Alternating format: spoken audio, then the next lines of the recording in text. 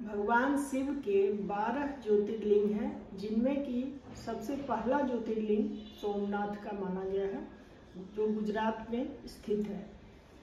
कहते हैं कि चंद्रदेव ने इसकी स्थापना खुद की थी, इस ज्योतिर्लिंग की, और भगवान शिव की पूजा करने के लिए, तपस्या करने के लिए, क्योंकि वो एक श्राप से ग्रसित हो गए थे। इस कारण ब्रह्मा जी ने उन्हें कहा था कि आप शिव जी की पूजा कीजिए, उनकी तपस्या, मंत्र का जाप कीजिए, महामृत्युंजय जप का, तो उससे आपका श्राप, शिव जी प्रसन्न होंगे तो कुछ आप पर श्राप को कम करेंगे।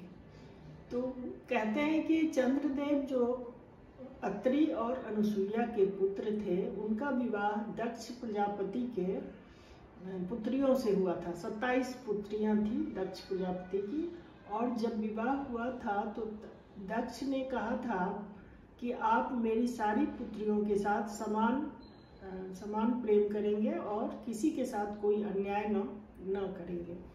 तो इसी शर्त पे विवाह उन्होंने किया था।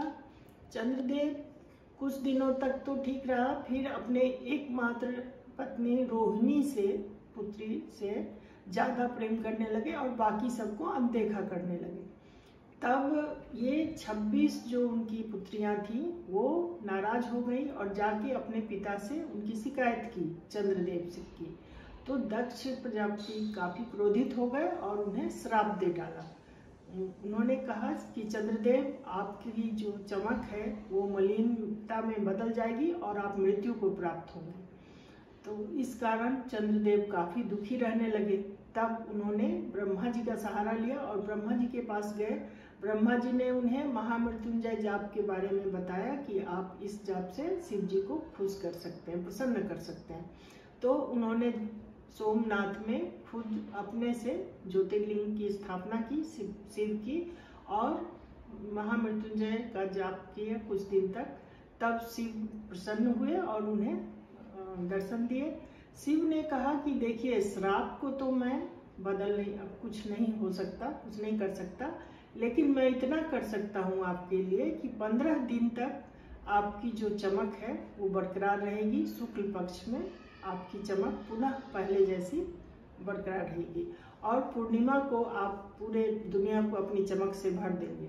पूर्णिमा में बहुत ज़्यादा चमक आएगी आप में, और कृष्ण पक्ष के 15 दिनों तक आप में आपकी चमक जो है वो कम हो जाएगी, मलिन हो जाएगी। तो इस तरह की बातें शिव जी का है, और शिव जी ने उस अर्ध चंद्र को अपने सिर पे, अपने माथे पे लगाया, जिससे कि शिव जी चंद्रशेखर कहलाए, इसलिए। और चंद्र जी को संतावना दिया कि आप चिंता न करें, अमावस्या को आप गायब हो जाएंगे और पूर्णिमा को आप अपनी चमक से सबको भर देंगे। तो यही कथा है सोमनाथ ज्योतिर्लिंग की।